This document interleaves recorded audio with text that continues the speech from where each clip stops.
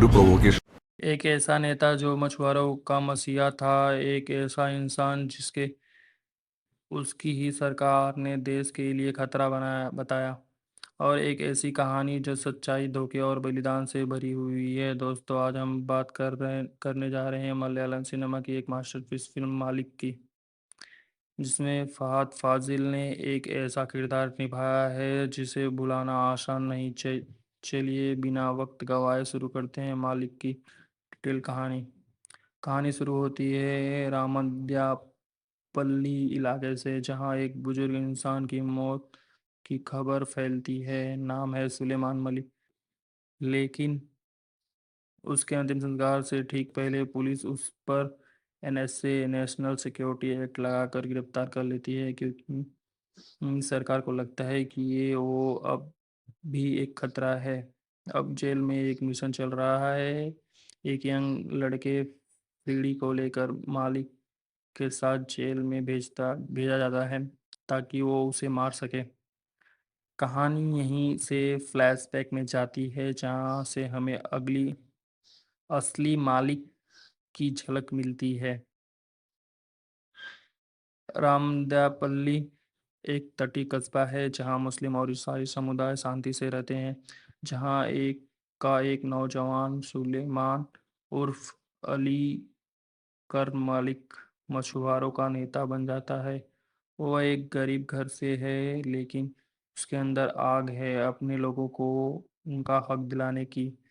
उसका सपना है कि रामदापल्ली के लोगों को बेहतर शिक्षा, सफाई, रोजगार मिले। लेकिन सरकार का प्लान कुछ और है। इलाके में वेस्ट ट्रीटमेंट प्लांट बनाने के बहाने उनकी जमीन और समुद्र छीनना। सरकार, पुलिस और माफिया मिलकर इलाके को अस्थिर करना चाहते हैं, धार्मिक तनाव फैलाना चाहते हैं, ड्रग्स, हथियार और नकली मुठभेड़ होने लगती है।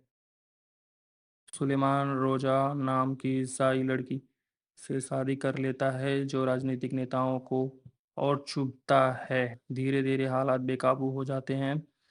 मालिक का सबसे करीबी दोस्त था डेविड, जो कि रोजा का भाई भी था, लेकिन राजनीतिक और धार्मिक नफरत के जहर में डेविड भी बदल जाता है। वो मालिक से अलग हो जाता है और अपने ही दोस्त के खिलाफ हो जाता है। इसी दौरान एक भयानक घटना होती है। एक फर्ज एनकाउंटर में मासूम लोगों को मार दिया जाता है, जिसमें मालिक की माँ भी मारी जाती है। यहीं से मालिक पूरी तरह बदल जाता है।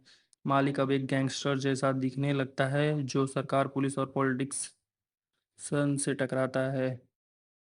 लेकिन उसका मकसद अभी भी वही है, अपने लोगों की रक्षा करना। वो अपनी कम्युनिटी को यूनिफाइड रखता है और चर्च और मस्जिद दोनों को एक साथ चलाता है।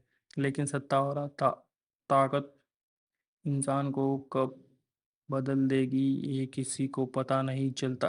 अब कहानी वापस आती है प्रेजेंट टाइम में। पीढ़ी को मालिक को मारने आया था, अब सच्चाई समझने लगता है। वो देखता है कि जिसे उसने आतंकवादी समझा था, वो दरअसल अपने लोगों के लिए जान देने वाला एक नेता था। वो मालिक को मार नहीं पाता। मालिक जेल में बीमार हो जाता है, सरकार उसे बाहर नहीं निकालने देती। उसी जेल में उसकी मौत हो जाती है। उसका अंतिम संस्कार वहीं होता है, बिना किसी सम्मान के।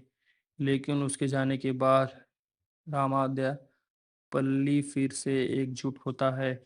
मालिक सिर्फ एक व्यक्ति की कहानी नहीं, एक सिस्टम के खिलाफ लड़ी हुई लड़ाई है। ये बताती है कि कैसे धर्म का इस्तेमाल करके सत्ता पाने वाले लोग, कैसे एक नेता को समाज मसीहा बनाता है, फिर उसी को खलनायक बना देता है, और कैसे सत्ता का लालच इंसानियत से बड़ा बन जाता है। फैद फाजिल ने मालिक के हर स्टेज, 20 साल के यंग लीडर से 60 साल के बुजुर्ग तक को इतनी बारीकी से निभाया है कि आप भूल जाते हैं कि यह एक फिल्म है। निर्देशक महेश नारायण ने जो कैमरा वर्क किया है, लंबे सिंगल शॉट, रियल लोकेशंस, वो इसे बेहद रियल बनाती है। मालिक एक फिल्म नहीं, एक बयान है कि जब सिस्टम अंधा हो जाए तो आम आदमी को ही लड़ाई लड़नी पड़ती है।